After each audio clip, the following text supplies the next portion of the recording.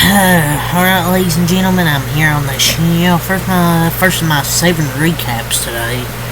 Second college football playoff matchup. And, our second blowout. Last night was pretty much a blowout. It was 27-3 until Indiana scored 2 garbage time touchdowns. This game was just a blowout. 38-10. I didn't think SMU could play worse than Indiana, and they somehow accomplished that. They were down 20. What was it at halftime? 24. I believe 28 nothing at halftime.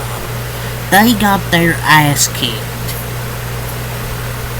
Like they were terrible. Kevin Jennings, 3 interceptions, 2 pick sixes. He's had way too many turnovers down the stretch of the season. Clemson game, they had too many turnovers. He turned it over, I believe, twice. This game turned over 3 times, 2 interceptions for pick sixes. Look, he'd been good all season, but today was one of those days where he wasn't good. He forced too many throws. There were throws that weren't there, and he forced it. But I can't help but think that first possession, 4th and 1, he should have ran it for a first down. Instead, he throws it on the run, wide open. Should have been a touchdown, but was a bad pass. I mean, it might have been the right play, but I would have just ran it for the first down, or maybe take the field goal. I don't know if any of that would have mattered. But the SMU defense held him for as long as they could. It took a while for Penn State to get going offensively, but Penn State finally got going offensively, running the football. 14 runs, 90 yards for Nick Singleton, 6.4 yards per carry, 1 touchdown. Katron Allen, 11 runs, 70 yards, 6.4 yards per carry, 2 touchdowns. Drew Lahr, with his legs, started to kill SMU on some third downs as well. And James Franklin got bailed out twice in this game. Even when he fucks up with 2 bad calls, Kevin Jennings will give you 2 free touchdowns. Like, 4th and 13, they're up, what was it? 14 nothing, I think. Penn State goes for it like their own 19. QB Sneak doesn't get it. SMU runs a few plays and then throws an interception. But it just, when they didn't get that touchdown early and then they throw some pick sixes, SMU just didn't have any energy after that. Just Kevin Jennings was awful. 20-36, 195, 1 touchdown, 3 interceptions by Kevin Jennings. I know he's only a sophomore, but he looked bad today. And I hate to crap on the guy, but he just, too many forced throws. I mean, when you force a lot of throws against this Penn State defense, you're going to throw interceptions. They got a really good pass rush too. Got in his face a lot. And maybe he was just not looking downfield when the pressure was getting in his face, but he got looked downfield. I mean, just too many bad throws because of pressure getting there. The offensive line didn't play that well either. Penn State's defensive line, they got a really, really good defensive line, led by Abdul Carter. They have such a good defensive line. SMU, Brashard Smith, 18 runs, 62 yards, 3.4 yards per carry for Brashard Smith. Then 4 catches for 24 yards. Felt like he was one of the only SMU players to show up. They even ran the ball decent with L.J. Johnson, 6 runs, 26 yards, 4.3 yards per carry. It's just, I felt like the defense showed up until they just kind of gave up, it felt like. Or Penn State kind of just got going offensively. SMU's defense played good throughout in the first half. Or for all the first quarter, pretty much all the first quarter and a bit of the second quarter. But then Penn State just started to run all over them. Daniels Jr., 4 catches, 64 64 yards and a touchdown. Jordan Hudson, 4 catches, 40 yards. Matthew Hibner, 2 catches, 38 yards. Keyshawn Smith, 2 catches, 15 yards. Dixon, 1 catch, 8 yards. Their kicker was 1 for 2, and they finished their year 11-3. Look, I know you can say, oh, SMU didn't belong in the playoffs, or Indiana, they both didn't belong. Well, so you do put it in a South Carolina. Who else would you put in to replace one of those two teams?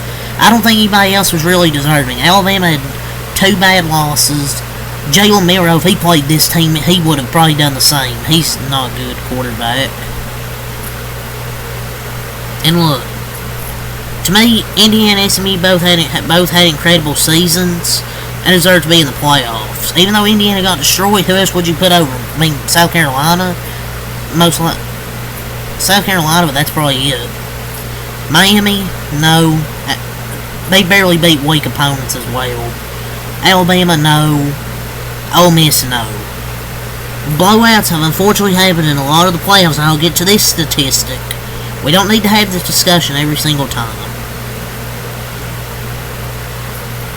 I guess if you deserve to be in the playoffs, then you shouldn't be getting blown out, but let me read you this statistic here. College football isn't as competitive as people say. Look, I like college sports, but it's not as competitive. College football is not as competitive as you guys think.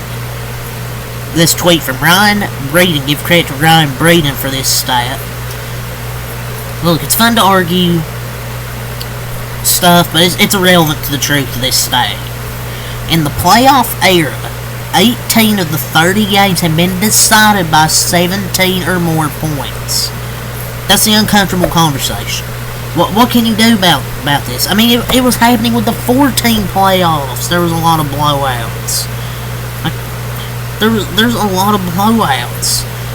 And if people are saying, oh, Alabama, they should have been in. It was obviously you want to watch football. Or Miami, Ole Miss, and South Carolina are better. Okay, I'll give you South Carolina, but Miami, Ole Miss, no. Alabama, no. Miami, no.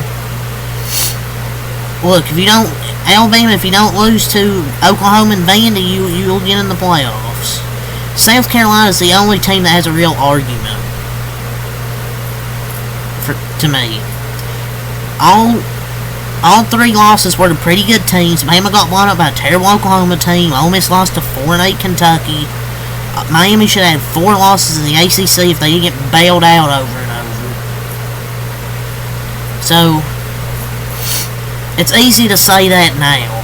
That they could have got in. But all I was hearing was you people on social media saying, oh, Alabama doesn't deserve him. Once we see SMU get blown out, it's everyone saying, oh, Alabama deserves to get in. Come on, Jalen Milroe ain't going to carry that Alabama team to beat Penn State.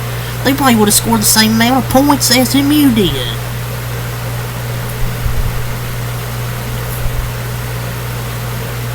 But yeah, there's a stat for you guys. Most of these playoff games are blowouts, no matter who's playing. Is 12 teams too many? Probably. Maybe put 8 teams. I don't know. I mean, everyone complains about the format no matter what it is. So, what is the right format? Put 8 teams? 10 teams? I don't know. But Penn State gets their 12th win of the year. We're going to get to their side now here. Drew Lawrence, 13 of 22, 127 yards, no touchdowns, no interceptions. Drew Lawrence, I think it was a season low. Oh, he threw for 127 yards, and they won by 28. Hey, Kevin Jennings can say he threw 3 passes resulting in touchdowns. He threw more passing touchdowns to Penn State than Drew Lawrence threw to his own team. But definitely didn't expect this type of blowout. But the running backs cooked. It took a bit, but they cooked. Harrison lost the third, 4 catches, 48 yards. Tyler Warren, 4 catches for 33 yards for Tyler Warren. Also had 1 run for 6 yards. Katron Allen, 2 catches, 28 yards. Khalil Dinkins, 1 catch, 13 yards. Nick Singleton, 2 catches for 7 yards. And Liam Clifford, 1 catch for 7 yards. And their kicker, Barker, was 1 for 1. But James Franklin did get bailed out on a few bad calls that he made, but even when they fuck up, even when he fucks up, of course, SMU's quarterback, Kevin Jennings, probably decides to play his worst game of the 2024 season.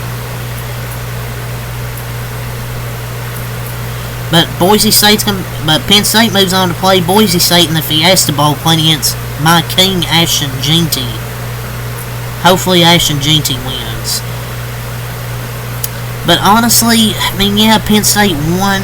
Their offense it's just too inconsistent at times, man. Like they have good running backs. It just takes them a while to get going. It was the defense that carried them. The offense finally come along. But I just don't know about this Penn State team. Like, yeah, they destroyed SMU here. It was really led by their defense. But their offense is sometimes just too one-dimensional. I mean, yeah, they're good teams. But offensively, sometimes they're just... like, they can look good for a drive. But then they look terrible. So, yeah, it's, 2 games, 2 blowouts. So, Texas and Clemson is up next. So, hopefully we actually get a close game. Something I can actually get excited to recap.